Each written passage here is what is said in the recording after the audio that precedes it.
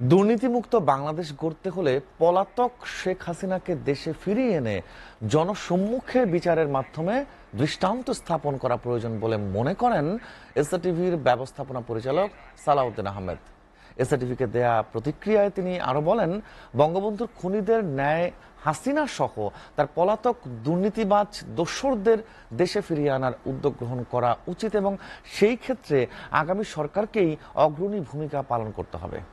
আটক শিক্ষার্থীদের মুক্তি এবং আহতদের ক্ষতিপূরণে রাষ্ট্রকে এগিয়ে আসার আহ্বানও জানান তিনি। পাশাপাশি সৎ এবং যোগ্য লোকদের সমন্বয়ে তত্ত্বাবধায়ক সরকার গঠন করা হবে এমন প্রত্যাশাও ব্যক্ত করেন তিনি। মিজান আহমেদের প্রতিবেদন।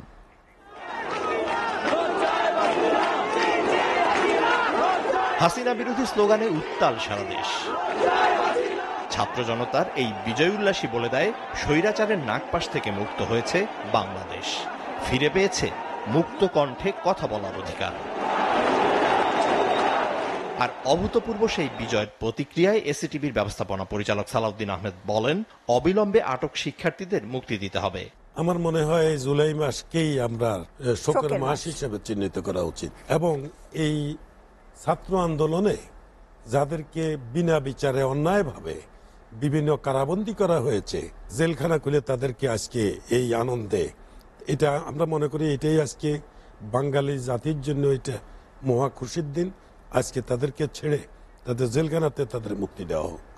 একই সঙ্গে আহত শিক্ষার্থীদের ক্ষতিপূরণ দিতে রাষ্ট্রকে এগিয়ে আসার আহ্বান জানান তিনি। তাদের এই অত্যাচারের জন্য যারা যারা ক্ষতিগ্রস্ত হয়েছে তাদের ক্ষতিপূরণ দিতে হবে। দুর্নীতিমুক্ত বাংলাদেশ গড়তে আগামী সরকারের করণীয় সম্পর্কেও কথা বলেন এসএ পরিবহনের ব্যবস্থাপনা পরিচালক। আমাদেরকে এখন যারা এই দুর্নীতি এবং এই প্রশাসনের দোষর, তাদেরকে বিচারের মুখে আনতে হবে। তাদেরকে কেউকেই বিচার থেকে ছাড় দেওয়া যাবে না। সেখানে যিনি চলে গেলেন, ওনার কাছে তো এই বিগত দিনে হাজার হাজার লোকের কিভাবে কি করলেন এইটা তো ওনার থেকে পাওয়া যেত। ওনাকে এত সহজভাবে চলে গেল, চলে যাওয়ার পরে আমরা শুনতে পেরেছি আর কি। এই যাওয়ার পিছনে যারা সাহায্যকারী তাদেরকেও তো বিচারের আওতায় আনা উচিত। হেফাজত হত্যাকাণ্ড, তারপরে হোলি আর্টিজেন হত্যাকাণ্ড, হোলি আর্টিজেনটারও একই সূত্রে গাথা।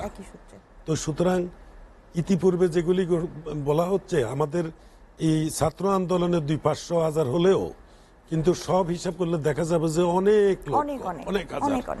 তাইলে এই হত্যাকাণ্ডগুলির নেপথ্যের কারণটা কি, সেটাকে আপনাকে সেটা উদ্ঘাটন করতে হবে, বিচার করতে হবে।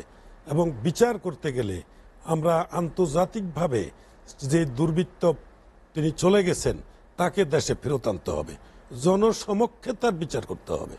আমরা যাতে নাকি আর কোন সরকার যাতে নাকি এই ধরনের দুর্বৃত্তায়ন করে পার পেতে না পারে।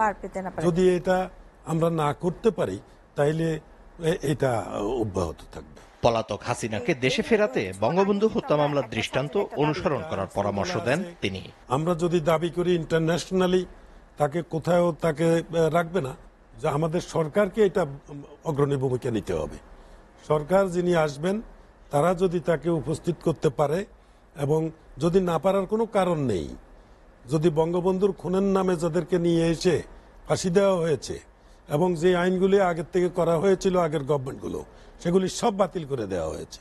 সে বাতিল করে অনৈতিকভাবে তাদেরকে নিয়ে এসে খুন করা হয়েছে, যেগুলি তারা বিচারের নামে করছে, এটাই বিচার বহির্ভূত হত্যাকাণ্ড। তার কারণে এটা বিচারের আওতায় আসে না। এটাকে বিচার যেখানে 50-52 বছর আগে দেশ স্বাধীন হয়েছে, অনেকের জন্ম হয় নাই, অনেকে নাবালক ছিল তখন, তাদেরকে বিচার করা হয়েছে ইন্টারন্যাশনাল ট্রাইব্যুনালের নামে। আসলে কি এটা ইন্টারন্যাশনাল ট্রাইব্যুনাল না? তো আমরা তো বুঝি, আমরা জানি। দেশে থাকা দুর্নীতিবাজ রাজনীতিবিদ ও আমলাদের গ্রেফতার ও বর্ডার সিল করার দাবিও জানান তিনি। তাদেরকে অতি দ্রুত তাদেরকে গ্রেফতার করতে হবে এবং তারা যেন দেশ ত্যাগ করে যেতে না পারে তার জন্য বর্ডার সিল করতে হবে।